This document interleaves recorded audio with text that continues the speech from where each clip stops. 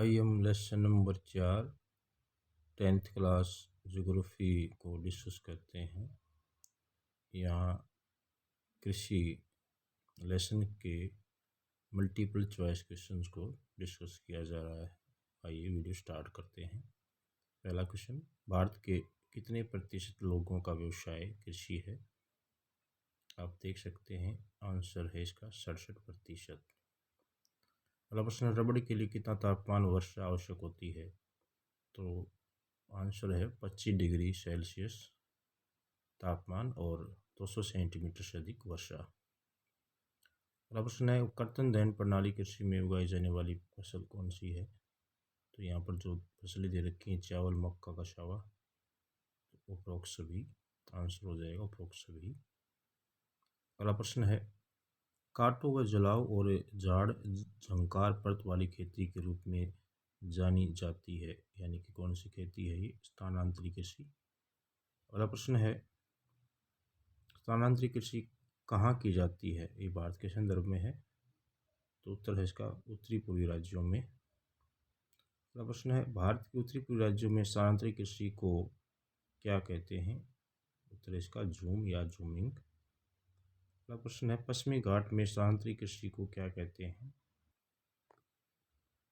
Option है ओनम, झूम, पेंडा, कुमारी। उत्तर रहेगा इसका कुमारी। अगला प्रश्न है, निम्न में से कौन सी कृषि को आंध्र प्रदेश एवं उड़ीसा में पोड्डू अथवा पेंडा कहा जाता है? तो इसका आंसर होगा स्थानांतरित कृषि। अगला प्रश्न, मणिपुर में पामलू कौन सी कृषि का स्थानीय नाम है? आंसर होगा ये स्थानांतरित कृषि। अगला प्रश्न है, छत्तीसगढ़ के बस्तर और अंडमान निकोबार द्वीप समूह में स्थानांतरित कृषि को क्या कहते हैं? आंसर हो जाएगा इसका दिया। अगला प्रश्न, निम्नलिखित में से कौन से देश में स्थानांतरित कृषि को स्थानीय भाषा में रोका कहते हैं? आंसर हो जाएगा इसका ब्राज़ील। अगला प्रश्न है, कौन से देश में स्थानांतरित कृषि को मसोले कहते हैं? मध्य अफ्रीका। अगला प्रश्न है, इंडोनेशिया में लद्दाख कौन सी कृषि से संबंधित है, यानी किसका नाम है ये? उत्तर हो जाएगा इसका स्थानांतरित कृषि। अगला प्रश्न है, कौन से देश में स्थानांतरित कृषि को रे कहते हैं? इसका आंसर हो जाएगा वियतनाम। अगला प्रश्न, ब्राज़ील में स्थानांतरित कृषि को क्या कहते हैं? इसका उत्तर हो जाएगा यहाँ पर रोका। अगला प्रश्न है, पंजाब, हरियाणा और पश्चिम बंगाल में कौन सी खेती गहन जीविका कृषि का उदाहरण है? तो यहाँ पर धान या चावल। अगला प्रश्न है, सर्वप्रथम कॉफी उत्पादन भारत में कहाँ से शुरू हुआ था? तो यहाँ आंसर हो जाएगा बाबा बुदन की पहाड़ियाँ। अगला प्रश्न है, वह कृषि जिसमें किसान तथा उसका परिवार मिलकर केवल अपने अथवा स्थानीय बाजार के लिए अनाज का उत्पादन करते हैं, तो कौन सी कृषि है? उत्तर हो जाएगा आत्मनिर्वाह कृषि। प्रश्न है, बड़े पैमाने पर एक ही फसल की खेती जिसका संगठन औद्योगिक स्तर का हो क्या कहलाता है? उत्तर इसका कौन सी कृषि है ये? रोपण कृषि। अगला प्रश्न है, असम और उत्तरी बंगाल तथा कर्नाटक में कौन सी रोपण फसलें हैं? यहाँ पर ऑप्शन दिए हैं, चाय व कॉफ़ी, चाय व रबर, कॉफ़ी व गन्ना, इनमें से कोई नहीं। तो इसका आंसर हो जाएगा चाय व कॉफ़ी। चाय असम में ज़्यादा होती है, बंगाल में होती है और कर्नाटक में कॉफ़ी होती है सर्वाधिक। अगला प्रश्न है, निम्नलिखित में कौन सी कृषि वाणिज्यिक कृषि है? ऑप्शन है यहाँ गन्ना, कपास, पटसन, गेहूँ, चावल, उपरोक्त सभी। तो आंसर हो जाएगा उपरोक्त सभी। अगला प्रश्न है, सुनहरा रेशा कहा जाता है, किसको कहा जाता है? आंसर हो जाएगा जूट। अगला प्रश्न है, उर्वरकों व कीटनाशकों के बिना यानी बिना रसायनों के कौन सी कृषि होती है? तो आंसर हो जाएगा कार्बनिक कृषि। नेक्स्ट क्वेश्चन, चावल किस वाणिज्यिक कृषि के अंतर्गत आता है? नेक्स्ट क्वेश्चन है, चावल किस राज्य में वाणिज्यिक कृषि है? तो यहाँ ऑप्शन है पंजाब व हरियाणा, केवल हरियाणा, ओडिशा, इनमें से कोई नहीं। आंसर हो जाएगा पंजाब व हरियाणा। अगला प्रश्न है, कौन सी फसलें शुष्क कृषि के अंतर्गत आती हैं? तो यहाँ ऑप्शन है चना, ज्वार व बाजरा, दालें, उपरोक्त सभी। तो आंसर हो जाएगा उपरोक्त सभी। अगला प्रश्न है, कौन सी फसल नाइट्रोजन की मात्रा भूमि में बढ़ाती है, यानी कि उर्वरता बढ़ाती है? तो यहाँ पर है ऑप्शन चना, मूंग, मटर, उपरोक्त सभी। उत्तर हो जाएगा उपरोक्त सभी। हर यानी कि तुर को छोड़कर बाकी सारी जो दाल वाली यानी फलीदार जो फसलें हैं वो नाइट्रोजन स्थिरीकरण करके ज़मीन को उपजाऊ बनाती हैं। अगला प्रश्न है, गन्ना फसल के लिए आवश्यक वार्षिक वर्षा कितनी होती है? ऑप्शन है यहाँ 75 सेंटीमीटर से 100 सेंटीमीटर, 200 सेंटीमीटर से कम, 100 सेंटीमीटर से भी कम, 1.5 सेंटीमीटर से भी कम। आंसर हो जाएगा इसका 75 सेंटीमीटर से 100 सेंटीमीटर के बीच। अगला प्रश्न है, चावल, पटसन तथा गन्ना कौन से प्रदेशों की मुख्य फसल है? तो ये है आर्द्र कृषि प्रदेशों की, क्योंकि इनमें पानी की ज़्यादा आवश्यकता होती है। नेक्स्ट क्वेश्चन, निम्न में से कौन सी खाद्यान्न फसल नहीं है, यानी कि जिसको हम खाते नहीं हैं? तो इसमें ऑप्शन है चावल, गेहूँ, मक्का और कपास। तो कपास जो है रेशे की फसल है, इसको खाया नहीं जाता, खाद्यान्न फसल नहीं है। आंसर हो जाएगा कपास। अगला प्रश्न है, मूंगफली तथा सरसों कौन सी फसलें हैं? तो ये तिलहन फसलें हैं, इसका आंसर तिलहन फसलें हो जाएगा, क्योंकि इनसे तेल प्राप्त किया जाता है। अगला प्रश्न है, निम्नलिखित में से कौन सी फसल रेशेदार नहीं है? रेशेदार नहीं है। तो यहाँ पर ऑप्शन है कपास, पटसन, चाय, इनमें से कोई नहीं। चाय रेशेदार फसल नहीं है, ये पेय फसल है, पीने के काम आती है। अगला प्रश्न है, निम्नलिखित में से कौन सी पेय फसलें हैं? चाय, कहवा, ए व दोनों, सरसों। तो इसका आंसर हो जाएगा ए व दोनों, यानी कि चाय और कहवा। कहवा यानी कॉफ़ी। अगला प्रश्न है, अरंडी किस फसल ऋतु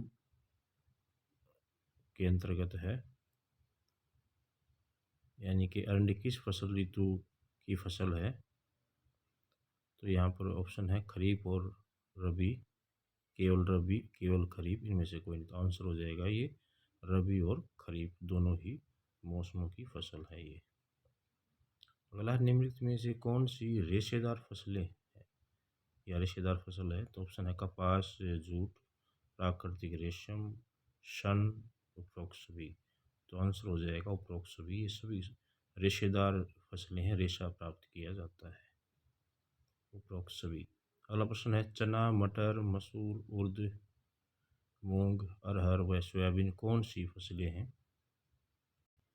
यहाँ पर दिया है दलहन, शर्करा, तिलहन, में से कोई नहीं। तो यहाँ पे आप देख सकते हैं ये सभी दलहन फसलें हैं, यानी कि दाल वाली फसलें हैं। अगला प्रश्न, निम्नलिखित में से कौन सी शर्करा फसल है? यहाँ ऑप्शन दे रखे हैं गन्ना, चुकंदर, ए व ब में से कोई नहीं। तो उत्तर हो जाएगा गन्ना व चुकंदर दोनों हैं, इनसे शर्करा यानी कि शुगर जो है प्राप्त की जाती है, चीनी मीठा प्राप्त किया जाता है। अगला प्रश्न है, भारत में कितने प्रकार की फसल ऋतुएं हैं? तो आंसर हो जाएगा इसका 3 प्रकार की हैं, रबी, खरीफ और जायद। अगला प्रश्न है, रबी फसलें कौन सी ऋतु में उगाई जाती हैं? तो यहाँ ऑप्शन दे रखे हैं शीत ऋतु, ग्रीष्म ऋतु, वर्षा ऋतु, में से कोई नहीं। उत्तर हो जाएगा शीत ऋतु। अगला प्रश्न है, रबी फसलें कौन से महीने में उगाई जाती हैं? समय पूछ रखा है, तो यहाँ ऑप्शन दे रखे हैं अक्टूबर से दिसंबर। आंसर हो जाएगा इसका अक्टूबर से दिसंबर। अगला प्रश्न है, गेहूँ, चना, जौ, मटर, सरसों, आलू, चुकंदर, बरसिम, मसूर, अलसी कौन सी ऋतु की फसलें हैं? तो आंसर हो जाएगा रबी की फसलें हैं। अगला प्रश्न है, पंजाब, हरियाणा, उत्तर प्रदेश में कौन सी फसल के प्रमुख उत्पादक राज्य हैं? पंजाब, हरियाणा, उत्तर प्रदेश, तो ये है रबी की जो फसलें हैं उनके ज़्यादा बड़े उत्पादक राज्य हैं। अगला प्रश्न है, खरीफ फसलें उगाई जाती हैं, समय पूछ रखा है इसमें जून और जुलाई, मई और जून, जुलाई और अगस्त, में से कोई नहीं। तो खरीफ फसलें उगाने का जो टाइम होता है वो जून और जुलाई होता है। मानसून के आगमन पर खरीफ फसलें बोई जाती हैं। तो आंसर हो जाएगा जून और जुलाई। नेक्स्ट क्वेश्चन, निम्नलिखित में से कौन सी खरीफ फसल नहीं है?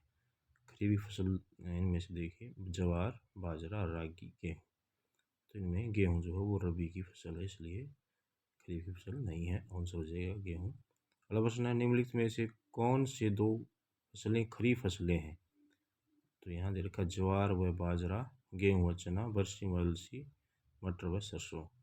तो यहाँ पर जो खरीफ की फसलें हैं वहाँ आप देख सकते हैं ज्वार व बाजरा। अगला प्रश्न है, रबी और खरीफ फसल ऋतुओं के बीच ग्रीष्म ऋतु में बोई जाने वाली फसल को क्या कहते हैं? तो ये है जायद। रबी और खरीफ के बीच ग्रीष्म ऋतु में तैयार की जाती है, तो यह है जायद। अगला प्रश्न है, भूमध्य रेखीय क्षेत्र की फसल है कौन सी फसल? इनमें से रबड़, कपास, चावल, इनमें से कोई नहीं। तो आंसर इसका रबड़। अगला प्रश्न है, भारत कौन से देश के बाद सबसे बड़ा चावल का उत्पादक देश है? तो सबसे ज़्यादा उत्पादक जो देश है वो चीन, दूसरे रैंक पर भारत है। अगला प्रश्न है, चावल कौन सी ऋतु की फसल है?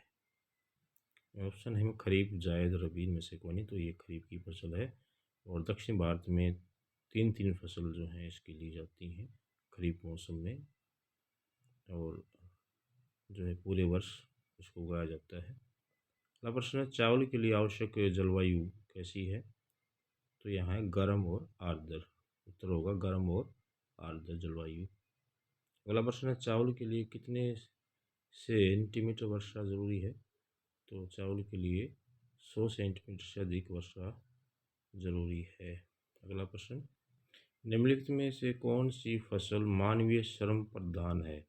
यानी कि किस फसल में मानवीय जो है श्रम की आवश्यकता ज़्यादा पड़ती है, हाथ से ज़्यादा काम करना पड़ता है? तो इसके ऑप्शन है यहाँ पर, ऑप्शन यहाँ गेहूँ, मक्का, चावल, उनमें से कोई नहीं। तो आंसर हो जाएगा चावल यानी कि धान, जिसमें मानवीय श्रम की ज़्यादा आवश्यकता पड़ती है। अगला प्रश्न है, कौन सा राज्य चावल का प्रमुख उत्पादक है? तो सबसे ज़्यादा उत्पादन जो है वो पश्चिम बंगाल में होता है। अगला प्रश्न है, निम्नलिखित में से कौन सा राज्य गेहूँ का प्रमुख उत्पादक राज्य है? तो आंसर हो जाएगा इसका उत्तर प्रदेश। अगला प्रश्न है, दक्षिण भारत में कौन सी फसल खरीफ व रबी दोनों ऋतुओं की है, दोनों ऋतुओं में उगाई जाती है? तो इसका आंसर हो जाएगा यहाँ पर ज्वार, मक्का, बाजरा, रागी। तो उत्तर हो जाएगा इसका ज्वार। अगला प्रश्न है, कौन सा राज्य ज्वार का सबसे बड़ा उत्पादक राज्य है? तो वो है महाराष्ट्र। अगला प्रश्न है, कौन सा राज्य बाजरा का सबसे बड़ा उत्पादक राज्य है? तो आंसर है यहाँ राजस्थान। अगला प्रश्न, भारत में रागी का सबसे बड़ा उत्पादक राज्य कौन सा है? तो उत्तर इसका कर्नाटक। रागी एक खाद्य फसल है। भारत में चावल, गेहूँ, ज्वार और रागी ये खाद्य फसलें हैं। अगला प्रश्न, निम्नलिखित में से कौन सा देश विश्व में दालों का सबसे बड़ा उत्पादक तथा उपभोक्ता है? यहाँ पर ऑप्शन